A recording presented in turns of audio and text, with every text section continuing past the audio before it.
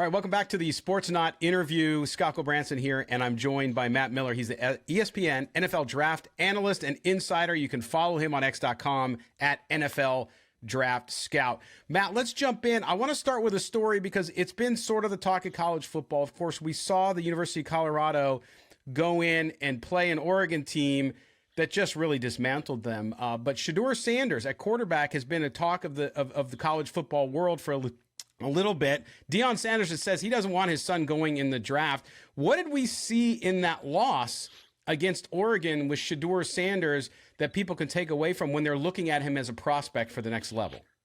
Yeah, I mean, he's been incredibly impressive, through 3 games, even the loss to Oregon. I think you have to be impressed. The poise is really what stands out to me. I mean, watching him week 1, even against TCU, I think what stood out was the ball placement.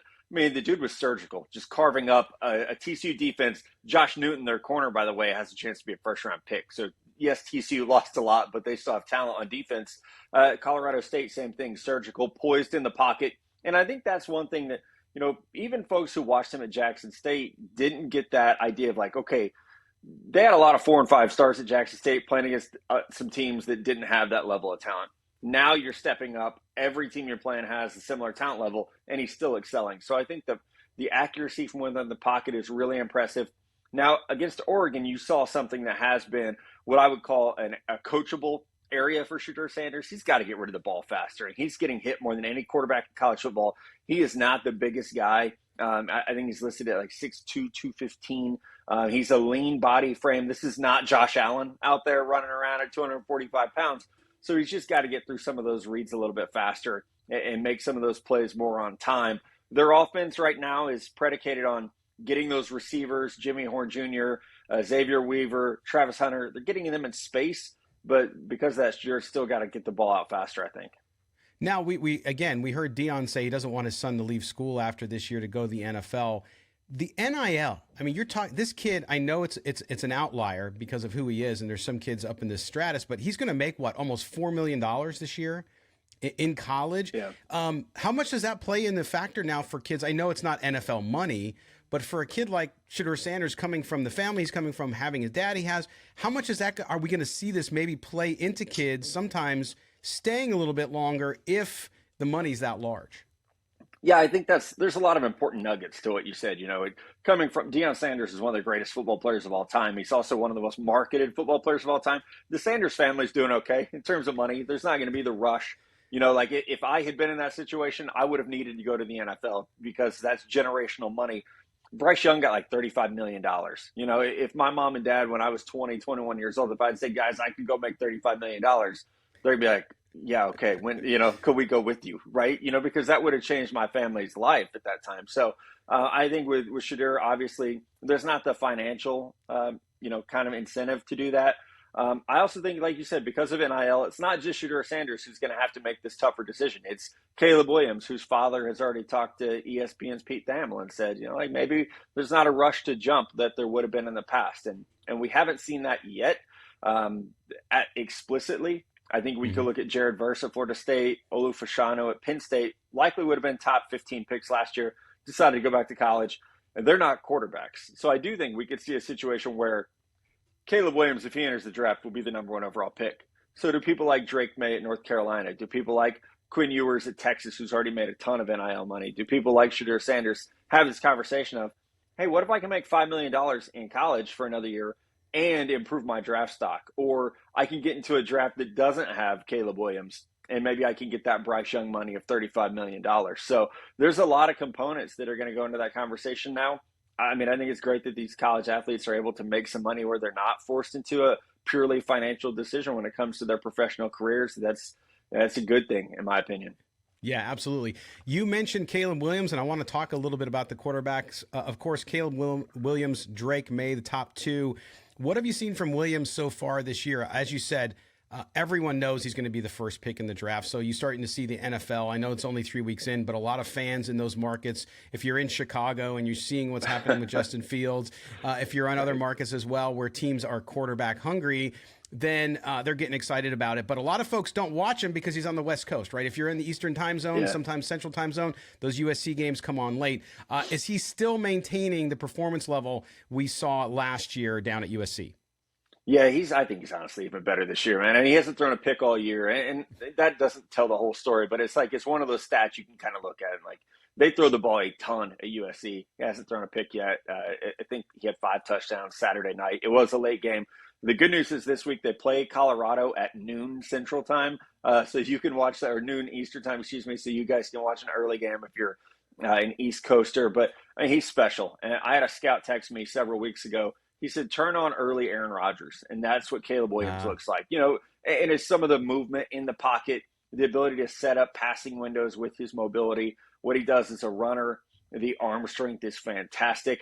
I will not compare anyone to Patrick Mahomes. That feels sacrilegious. But I can see some of the early Aaron Rodgers. And again, you got to be kind of specific there. We're talking like 2008, not Aaron Rodgers once he had figured everything out and the game really slowed down for him. But Caleb is certainly a unique player in terms of arm strength and mobility, football IQ. He's been successful from the minute he walked into the Red River rivalry at halftime. Texas was up by like 28 points.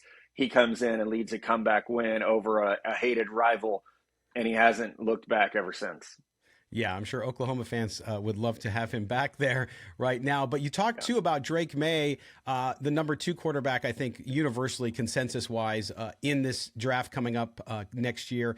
And if you look at what he's been able to do, the development there too, I think he's stayed exactly where he's at. He's showing why he's in that conversation. What are you seeing from Maye so far in the 2023 season? Yeah, with Drake, it's almost the opposite of Caleb Williams. Don't look at the box score. North Carolina does not have a ton of skilled players around him that are going to inflate the stats. Drake Maye threw a left-handed touchdown on Saturday. I mean, because there's just not a lot to work with at times. He reminds me so much of Justin Herbert at Oregon, a guy who's just you can see the talent just dripping off him, but he doesn't always have the greatest support around him. And so, prototypical size, 6'5", over 230. Mobile, very strong arm. I think the thing for him was cleaning up some lower body mechanics. What I've seen so far this year, it looks like he has cleaned up some of that. That's going to improve the ball placement. There's still some turnovers to his game. That kind of comes with it. I've talked to scouts who say there's a little Daniel Jones to his game. He's a little careless with the ball at times. I don't quite see it to that level, but there is certainly, something where you feel like he's trying to make too many plays at times, and that can lead to some turnovers. And you and your colleagues over at ESPN, when picking the number 3 quarterback in the country, because there was some disagreement there with you and Mel Kiper, I think. But you have Quinn Ewers from Texas, obviously, as your number 3. Talk a little bit about that and what he's doing well. Of course, started Ohio State, goes down to Texas, was a great move for him, it appears. And, of course, they had the big win against Alabama already this season as well. How's he doing, and what is he doing specifically that shows you that he'll be successful at the next level? Yeah, he's inconsistent right now. I don't want to confuse anybody or try to fool anyone and say, oh, he's this great proven prospect. He's inconsistent, but the potential's there. I mean, the ability to throw the deep ball is something that he's really worked on. You watch the Alabama game, it's noticeable. If you watch this past weekend's game against Baylor, it's noticeable. The touch, the timing, anticipation are there. He's a better athlete than given credit for. I think we saw that he had a long run on Saturday for a touchdown that showed some of the open field speed that he has. But he's also just, kind of a cool, calm, collected guy. You go back to the Alabama game last year when he got hurt by Will Anderson hit. Before that hit, he was outplaying Bryce Young. At times this year, he has looked like a top 5 draft pick. The key for Quinn is finding that consistency. We've got 10 games left this year. I hope that we see him continuing that trajectory because they've got some dudes behind him at Texas, Malik Murphy and a kid named Arch Manning. I don't know if you've heard of him. That makes it seem like Ewers will probably be jumping to the NFL because of some of the competition that they have in-house in Austin. Yeah, one thing I want to also talk to you about before we let you go, Matt, and thank you for the time today, is I've been just blown away. He was my favorite quarterback coming out in the past class, and that has been CJ Stroud. What he's been able to do with that Texans team, and we talked to the beat writer down there last week, and just the poise that he's showing, the fact that he hasn't turned the ball over on a Texans team, right, that's rebuilding and trying to build around. Yeah. Talk about his performance so far and why it doesn't surprise you. Doesn't surprise me at all. I loved CJ Stroud. I think, going back to the NFL scouting combine, being on the desk at NFL Live, talking about CJ Stroud just had one of the best performances I'd ever seen. And I've been going to the combine since 2012.